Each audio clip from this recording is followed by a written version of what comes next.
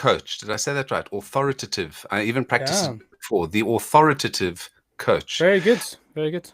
So we're going to be talking today about something that impacts anyone who's had their own business or is working in client service or has done anything in terms of dealing with clients, where clients have unrealistic expectations. You don't have millions of clients, so you need to keep the ones that you've got pleased and happy. So you just do whatever they want. Yes, sir. No, sir. 3 bags full, sir. Mm. And that is not a great recipe for a good business, for a healthy psychology, or for not grinding your teeth and going, oh no, the client's calling, or sending another WhatsApp or sending another email. I wish they would just insert beep over here. So Chris is somebody who's been dealing in coaching for years and years, specifically dealing with this issue of how to deal with difficult clients, or not just difficult clients, any clients, and get the best out of them and get the best out of you. So Chris, welcome. Thanks very much. Great intro. Very interesting. I'm hooked. I'm ready to go. It sounds great. It's going to be a great show. It's a new ploy, but the other thing we're going to talk about is your book as well, and there's a free gift at the end for listeners. So there are a couple of questions here. I'm going to send folks to your website because I've worked in agencies. I'm a yes man. I say yes, and my agency folks always shouted at me and always complained at me because I'm in sales. So if the client says, can you get me a golden elephant? I say, of course, how many do you want? And then I have to go to the studio and say, the client needs a golden elephant. Oh, that's great. When? Tomorrow. And then the issue starts. So it's not always, if you say yes, it's not just impacting you, it is impacting the rest of your team. And I think that's something that people forget. So you're happy to let the client feel okay, but then the team is let down and then they're miserable with you, and it creates an unfortunate environment. So maybe let's talk a bit about your background, talk a bit about how the book came out, and just we can talk about a story of what made you go into this. Why is this a niche that you're so passionate about? Yeah, so I think let's go back about 6 or 7 years. I was running a small business over here in Scotland, and I partnered with my good friend Marcus Sheridan. Some people know him as the author of They Ask You Answer. And we joined forces to work at his agency to turn it from a done for you agency into a coaching and consulting agency. Right. So we went from doing all the content for people to teaching them how to do it for themselves. And through that journey of that transformation of trying to figure that out over the years, I then stepped into actually coaching clients as well. So instead of being in an agency where I was doing the work or facilitating the work for the client, I was actually teaching them how to write their own emails, write their own articles, edit their own website, manage their own HubSpot, all of that good stuff. And so it's a slightly different experience, I would say, than most marketing agencies are used to. But what we found was that the clients who we taught how to fish were getting better inbound marketing results than those clients that we used to do the work for.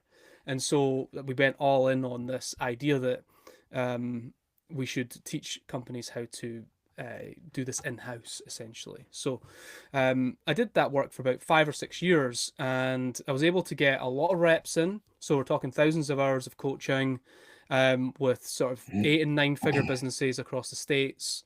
And it was that volume of work and the challenges I was being presented with, because I was working with marketing teams, sales teams, and leadership teams. What I was able to do was just journal for the whole thing and just learn everything about it.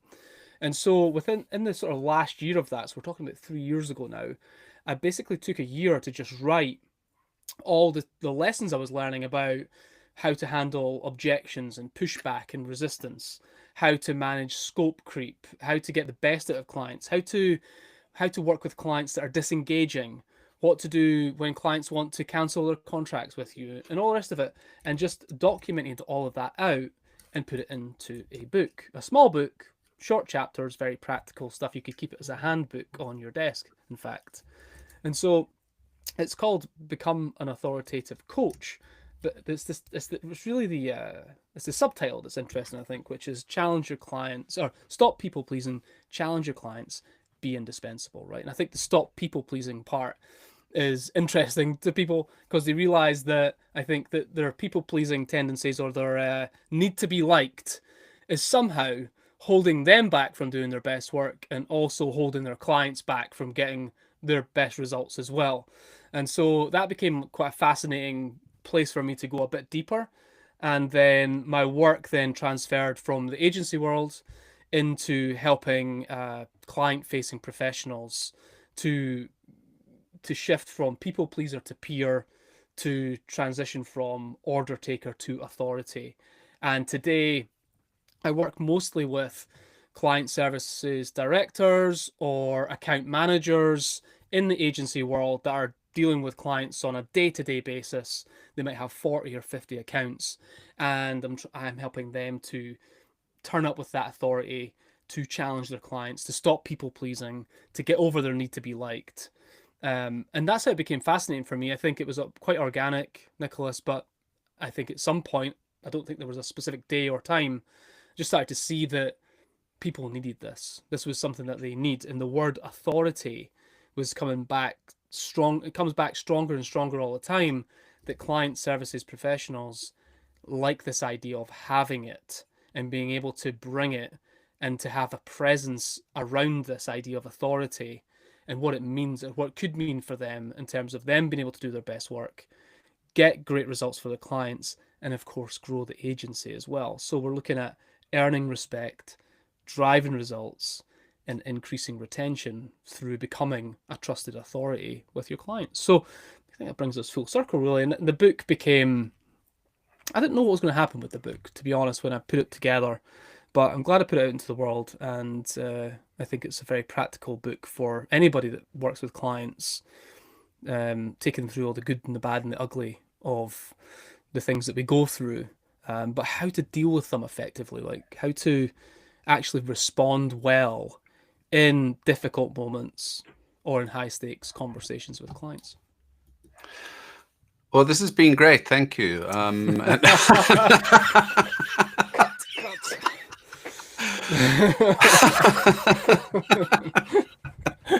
All right, good. Now, 7 minutes. 7 minutes. 7 minutes. It was real bad. No.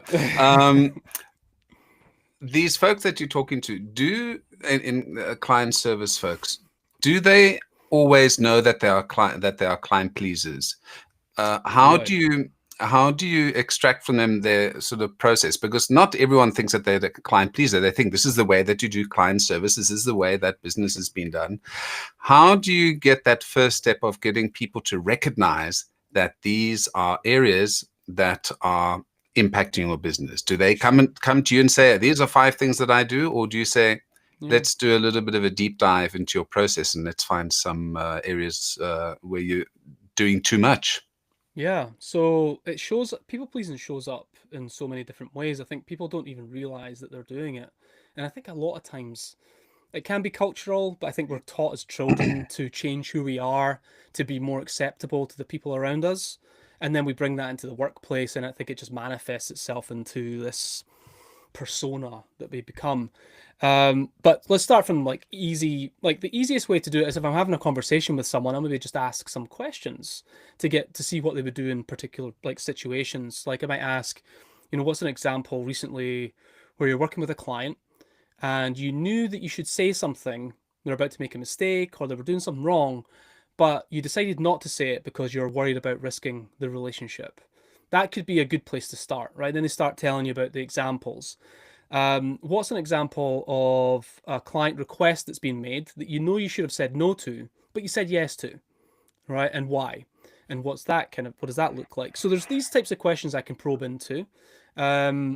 And it could be around money as well. I think we get nervous when we're talking about contracts and money and revenue, when you know that a client should be charged for a scoping request or something that's out of scope, but you decide not to approach it because you're worried about risking the relationship, right? So those are simple questions we can ask to get some stories and scenarios and see where, instead of saying, are you a people pleaser, we're asking questions that give us examples of what people pleasing could look like for them. So that's where I would start. The second place would be the authority gap assessment, which I'm sure we'll link people to in the podcast, where they can go and fill out basically a benchmarking tool that highlights where your authority gap is across 10 different categories.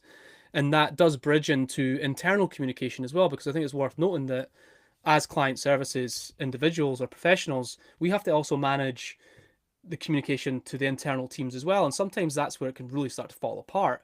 So, we have to look at the whole picture. And then from there, Nicholas, we get really practical. I actually, as part of my job, I watch people's recorded client sessions and give them feedback.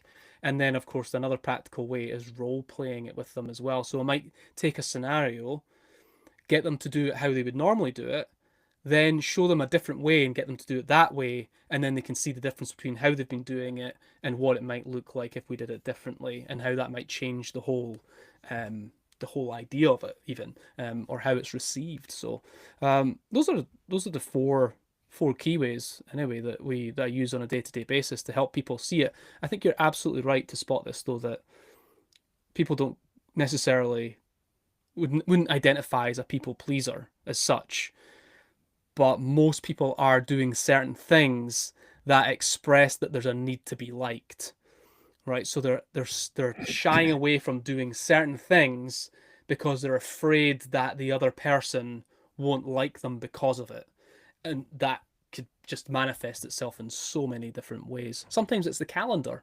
You look at someone's calendar and they're just absolutely back to back, mobbed with meetings. They're letting anybody take over their whole time, and you can tell that they just haven't got any real control over their time or their calendar. So that's another way that it manifests itself too. So I think that's a great question, because it's up to me really to help them see it for themselves if I can. What are the risks of not going through your process, actually? So of being a hidden people pleaser. So what impact? So let's just go into in terms of if you had to sell this into somebody and they said, well, we're a people pleaser, our clients are happy, doesn't make an impact.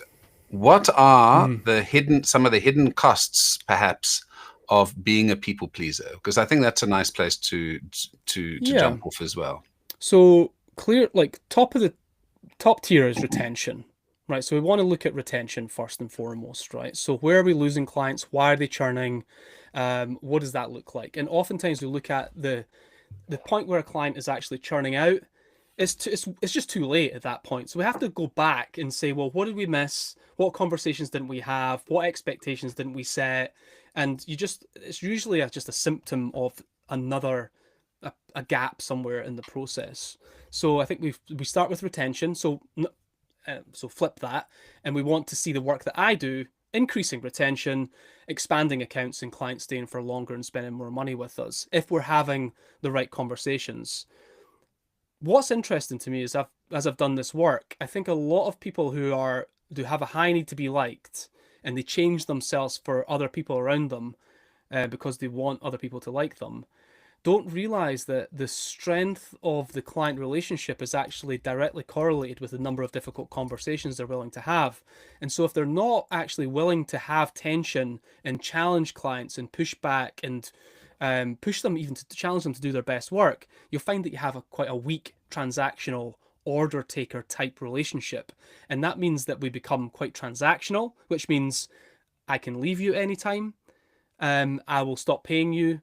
In fact, even just paying you money is enough to work with you. There's no real challenge. Does that make sense? I can just pay you money and you'll work with me, and then I can take the money away and they're no longer working with each other. And therefore the client has a lot of control over the relationship.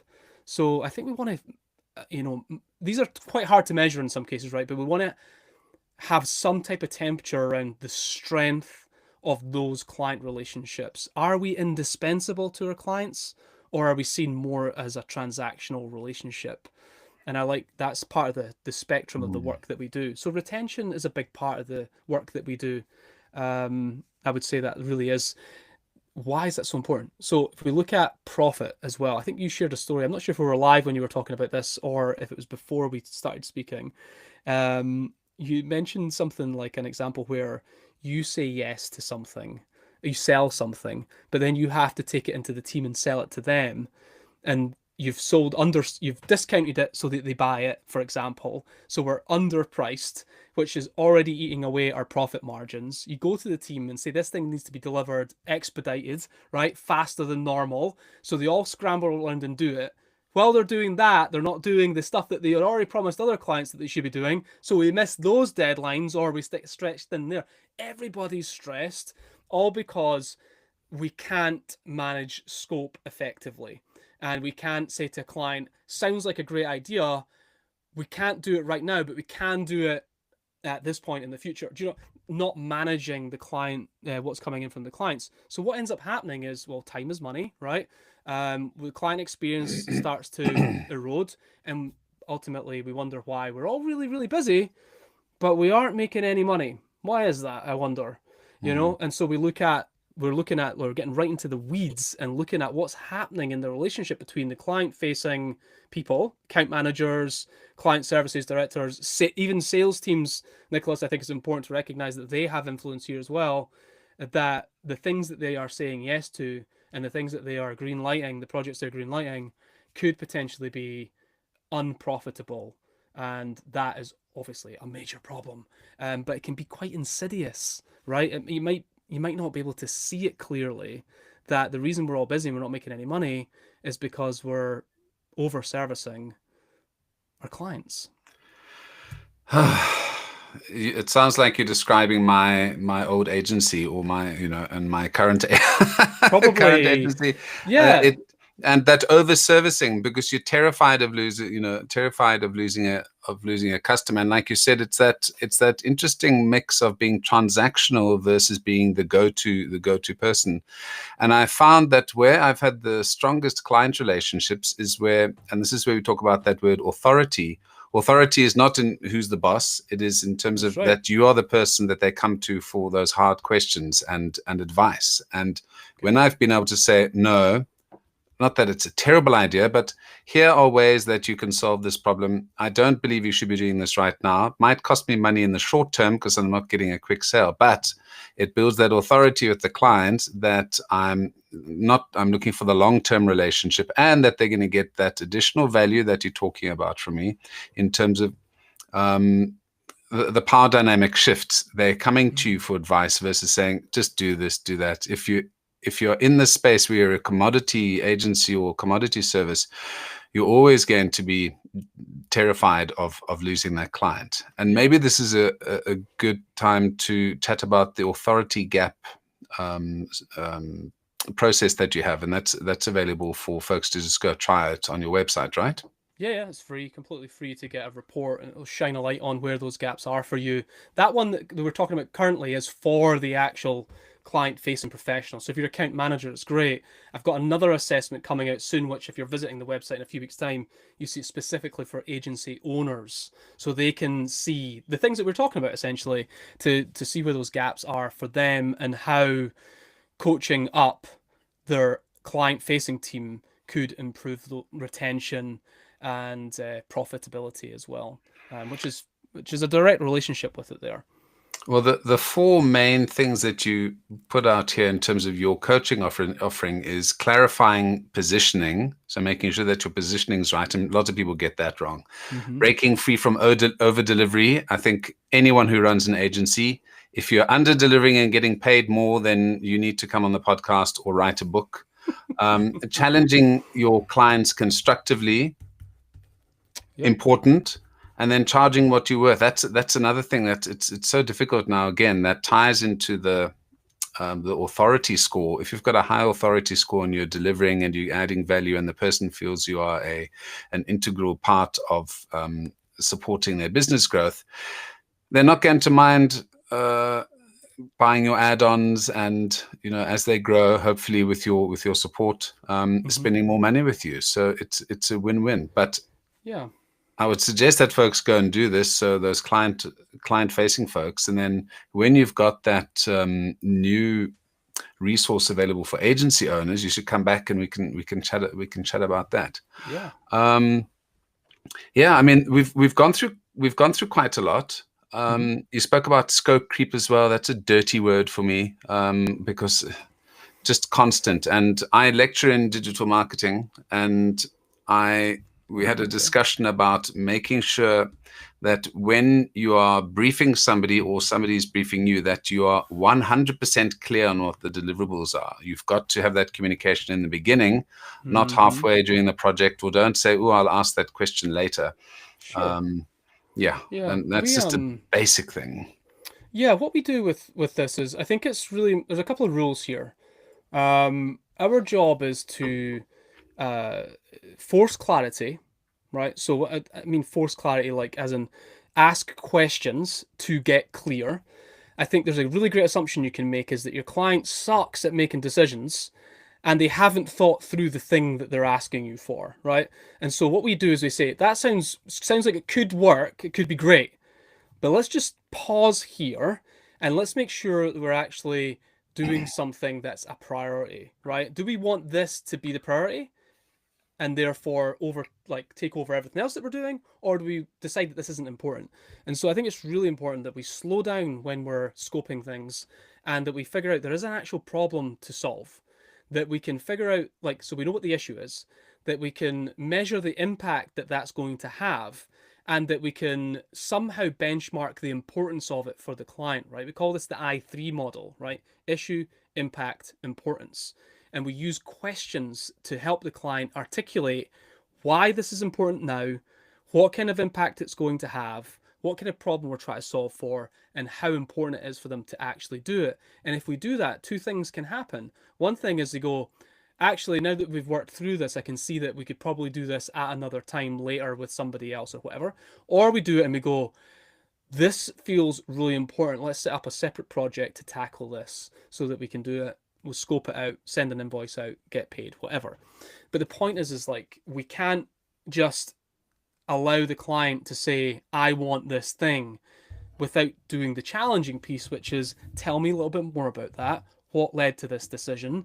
What kind of problem are we trying to solve for? If we're successful, what does that look like? How are we going to get there? How long do you think it will take? How would we know that we've actually done what we said we were going to do? What numbers are we looking at? Who else do we need help? There's 100 questions, right, that we want to scope this out to make sure that the thing that we're actually going to commit to is actually worth it for everybody. And this is why less is more, right? If we do less, we can do that less better, deliver the results that we said we were going to do, maybe even get better results. It's not about doing more, it's about getting the results, right? It's about getting the results or better results for the client. So, and we can't do that if we're trying to do everything. We can do it all, but we just can't do it all at once. Yeah. So what's it going to be? We have to make choices. So we have to get that clarity, help clients to get that clarity, to make choices, and ultimately make good, better decisions, because the client-facing professional that's their job. That's part of our job, is to get that clarity, make sure we're making good choices, good decisions. And I think that's the opposite, I think, of the client-facing professional that is set up to fail, which is to keep the client happy, right? Just keep the client happy. Oh, and by the way, 98% of account managers have never had any communication training, right? So they're just thrown in the deep end with the sharks and told to keep the client happy, and then we wonder why we've got problems. So yeah, that's one of my models that we teach is the I3 model. Well, it's a great model, and I'm sure it saves tons of money, makes you more money, makes everyone happy in the process. And I remember one of my favorite processes when I was working at Interbrand was we used to write client briefs. So the client would write their attempt at a brief, and then we would rewrite it and obviously go through that process, ask them those kind of questions in order to clarify it and also reduce all the extraneous things that they added that they thought they needed but didn't really need. And that was a really great process. Yeah, we need to be able to say it clearer than the client and make it more clear than the client, right? Say it better, do it better, right? That's where your authority comes in. If you can actually get a clear brief and they go, yes, that's actually what I want, that is great value for them. And then they're going to ask you next time, can you please help me on this brief? And then you'll get opened up to all sorts of other sides of the business, which is fantastic. Yeah, I love that. Chris, where can folks get your book, and where am I going to send them to get your fantastic Authority Gap tool? Yeah, so the best for everything around the book is at theauthoritativecoach.com, right? So if you're one central place for everything, assessments, book, podcast, content, and finding out more about me, that would be the central place to go. And from there you can get to Instagram, LinkedIn, all the rest of it. And if there's any changes between us recording and someone listening to this, like a new assessment or anything like that, it's all going to be on the website. And you can get onto my email list and stuff there if this is something that you're interested in. So yeah, that'll be the best place to start. Yeah, and you can't miss that it's your website. There's a lovely photograph of you on there, and there's tons of resources for folks who want to just get a bit of a taster of what Chris has to offer. And honestly, if you're in client service or run a business and are dealing with clients who are just squeezing you, have a look at those resources. Chris, thank you for joining us. Thanks, Nicholas. It was a great conversation. Thank you. Trying to find the button. My mouse is all